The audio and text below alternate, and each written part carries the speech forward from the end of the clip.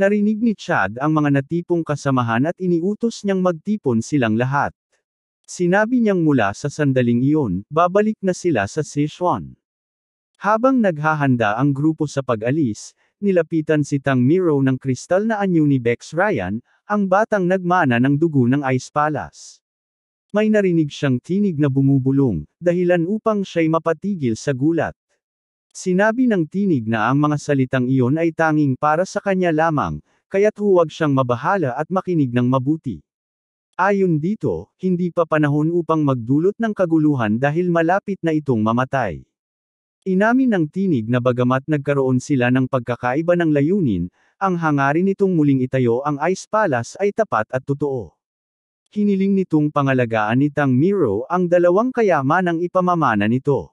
Sa harap ng babae, lumitaw ang dalawang kumikislap na bagay, isang bilog na jade at isang kristal na tila yelong kumikintab. Idinagdag ng tinig na kung sakaling makilala ni Tang Miro ang babaeng tinukoy ng pinuno ng alyansa bilang Nainin Woman, dapat niyang ipagkatiwala rito ang mga kayamanang iyon. Nang inag ang tinig ni Tang Miro sa pagtatanong kung ano ang mga iyon. Ipinaliwanag ni Bex Ryan na ang mga iyon ay ang Water Jade at ang 10,000-year Ice Crystal. Wala na raw siyang oras upang ipaliwanag ng detalyado dahil nagsisimula ng mabiyak ang kanyang kristal na katawan.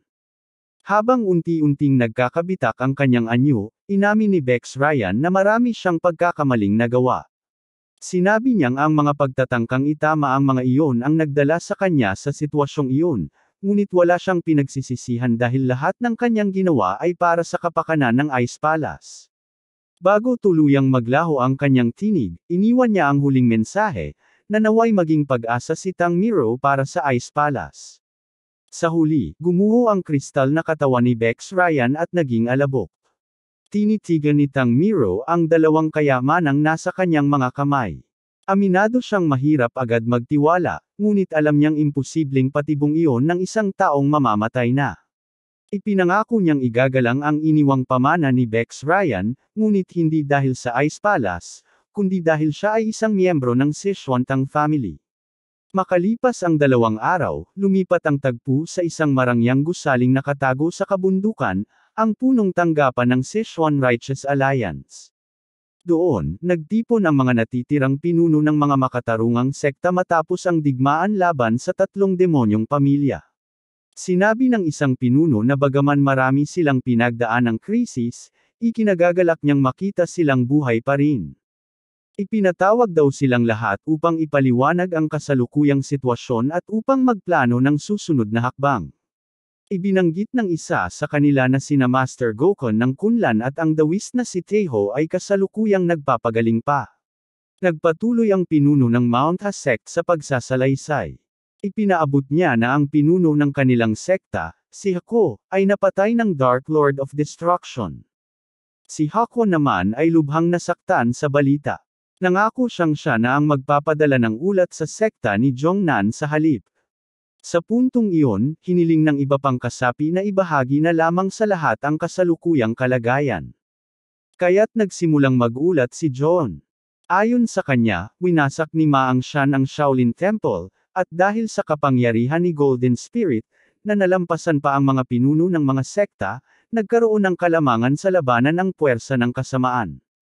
Matapos wasakin ang Shaolin, kumilos ang 3 demonyong pamilya at naganap ang malawakang labanan sa buong Central Plains. Idinagdag ni Skinny Barbie na sa Shani, naglaban ang mga sekta ng Maita at Jongnan laban sa pamilya Shanghihua. Bagaman nagkaroon ng mga nasawi, nagtagumpay silang mapalayas ang mga matitinding mandirigmang demonyo. Ngunit nang lumaon, pinaslang ni Dark Lord si Golden Spirit, marahil bilang parusa sa pagkatalo nito. Sinabi rin ng general na ang mga puwersa ng Gijuguo family, kasama sina Great Spear Demon Gonchonak at Silver Wolf na kasing husay ni Golden Spirit, ay sabay-sabay na umatake sa pamilya Tong. Ngunit sa pagbabalik ng pinuno ng alyansa sa tamang oras, natalo niya ang bawat isa sa kanila. Tuluyang nawasak ang pangunahing puwersa ng Guo family, at ang natitira pa ay pinuksa ng pagtataksil ni Bex Ryan, pinuno ng Ice Snow faction mula sa Fujian Leo family. Mula roon, nagtungo ang pinuno ng alyansa sa Giyu at pinaslang ang pinuno ng Ice Snow faction. Ayon sa mga ulat, matapos ang pangyayaring iyon, nagkubli na ang Fujian Leo family. Buod ni John, halos tuluyang naglaho ang tatlong demonyong pamilya.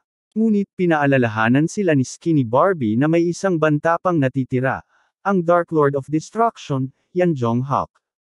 Iisa lamang siya, ngunit hindi dapat maliitin. May isa sa mga kasapi ang nagsabing kapag nakabawi na sina Dawis Tijo at Goku at nagsanib ang kanilang lakas, maaari silang magtagumpay. Ngunit bago pa man magpatuloy, may isa pang tumindig at nagtanong, kung gayon, tungkol sa pinuno ng alyansa, gaano nga ba natin siya kakilala? Aminado siyang maaaring bastos pakinggan, ngunit malinaw umano nilang naramdaman ang kakaibang madilim na enerhiya sa mga laban nila laban sa tatlong demonyong pamilya. May puwersang animoy sumusuporta sa kanilang mga kalaban, at iisa lamang ang taong tila kayang humarap sa ganoong lakas. Habang binabanggit ito, kumislap ang mga mata ng babae sa malabughaw na liwanag, tila may nalalapit na katotohanang kanilang matutuklasan. Bagaman hindi malinaw ang pinagmula ng pinuno ng alyansa, inamin ng isa sa mga kasapi na, sa realidad, maging siya at ang lahat ng naroon ay walang kakayahang makipagsagupaan sa Dark Lord of Destruction. Ipinahayag ni Okan na naging inutil siya sa laban kontra kay Maang Chanjo, at ang tanging paraan lamang upang magpatuloy ay ang paniniwalang sapat na ang pagsunod sa kanilang pinuno. Idinagdag pa niya na marahil ay naabot na nito ang isang antas na tanging sa mga alamat lamang nababanggit, ang antas ng paglagpas sa pagiging demonyo, marahil higit pa roon. Nagtanong ang isa sa mga kasapi kung totoo ngang ang transcending demonhood ay isang kalagayang lumalampas na sa pagiging tao. Sa gitna ng kanilang pag-uusap, sinabi ng pinuno ng alyansa na humihingi siya ng paumanhin kung hindi niya kayang tugunan ang mga inaasahan sa kanya. Maging siya raw ay hindi alam kung gaano na siya kalakas. Ngunit para sa kanya, ang mga tagumpay niya laban sa mga Extreme Demon Masters ay hindi dahil sa lakas, kundi dahil iyon ay mga laban na kailangang mapanalo. Habang sinasabi niya ito, tinitigan siya ni Okan. Sa kabila ng kabab ang loob ng kanyang mga salita, malinaw na nakikita sa kanyang mga mata ang matatag na diwa, walang pag-aalinlangan, walang kay-abangan. Nagpatuloy si John sa kanyang salaysay. Ayon sa kanya, bago pa man kumilos ang tatlong demonyong pamilya, nagtungo sila ng pinuno ng alyansa sa Qinghai upang tumulong sa mga sekta ng Kongtung at Kun. Sa labanang iyon, nasugatan siya at napilitang bumalik muna, ngunit ang pinuno ng alyansa ay nagpatuloy mag-isa patungo sa kabundukang Tian Shan sa Xinjiang. Doon, mag-isa nitong pinuksa ang buong Heavenly Demon Sect kasama ang kanilang pinuno. Nagulat ang lahat sa narinig.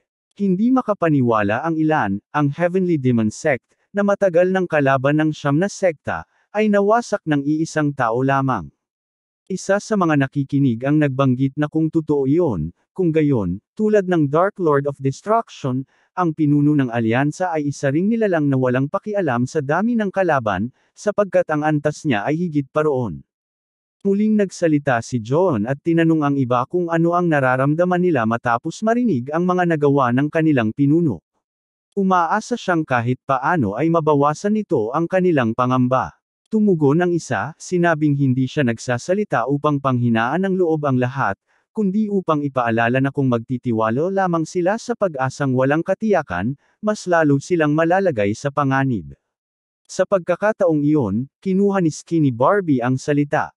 Ipinahayag niyang sa pagharap nila sa huling kaaway, kinakailangan nilang magsanib at kumilos bilang iisang puwersa. Ayon sa mga especially iyan nila, nawala raw ang Dark Lord mula sa Shang-Chi at naglaho ng walang bakas. Ngunit sa pagkawasak ng tatlong demonyong pamilya, iisa na lamang ang lugar na maaari niyang puntahan, ang kanyang unang pinagtataguan, ang dating Murim Alliance Headquarters. Ipinahayag ni John na kapag nakumpleto na ng kanilang pangunahing puwersa ang reorganisasyon, magtitipon silang lahat sa Zhoushan Mountain. Mula roon, tatanggo sila sa Wuhan, kung saan magaganap ang kanilang huling labanan laban sa mga puwersa ng kasamaan. Lumipat ang tagpo sa Wuhan, sa dating punong himpilan ng Murim Alliance na ngayon naging kuta ng Dark Lord of Destruction. Nakaupo si Yan Junghak sa isang sirang trono, napapaligiran ng mga bangkay ng kanyang mga dating kasamahan. Sa malamig na tinig, sinabi niyang patay na silang lahat, si Great Spear Demon Gun Chanok, si Silver Wolf, at maging ang buong Guchangguo family ay naglaho na. Idinagdag pa niyang kahit ang pinuno ng Ice Snow faction, si Boksuryon, ay napatay na rin. Sa harap niya, nanginginig ang isa niyang tauhan. Ipinahayag nitong nagkalat na ang mga natitirang kasapi at siya na lamang ang naiwan. Nabagot pa nito ang isang tsismis na ang ginang ng Fujian Leo family, si Liu Soon, ay may relasyon daw sa 10,000 Gold Ghost Kang. Totoo man o hindi, nang mabalitang patay na ang pinuno ng Ice Snow faction, bigla na lamang naglaho ang buong pamilya sa loob ng isang araw. Dahil dito, inamin ng tauhan na siya na lamang ang natitirang demonyo. Nang tanungin niya kung ano ang susunod nilang gagawin, biglang tumawa ng malakas si Yan Junghak. Sinabi niyang ang mga nagpakasasa sa kapangyarihan sa ilalim ng kanyang pangalan ay hindi lang natalo, tumakbo pa. Ang tanging naiwan ay isang tulad ng tauhang iyon, isang walang silbing pangatlong uri. Ngunit agad niyang idinagdag na hindi iyon mahalaga. Itinaas niya ang kanyang kamay, at mula sa kanyang mga daliri ay lumabas ang nakakasilaw na bughaw na liwanag. Sa nakakatakot na ngiti, sinabi niyang kahit natalo ang tatlong demonyong pamilya at ang mga matatandang demonyo, kaya niyang muling buhayin ang kanilang mga kaluluwa. Ito raw ang kanyang lihim na sining, ang Extreme Demonic Soul Restoration Grand Technique. Biglang lumindol. Napaatras sa takot ang kanyang tauhan habang nagsimulang umahan mula sa lupa ang mga kabaong. Isa-isa silang lumitaw, at sa sandaling iyon, kumislap sa mga mata ni Yan Junghak ang nakakatindig balahibong bughaw na liwanag.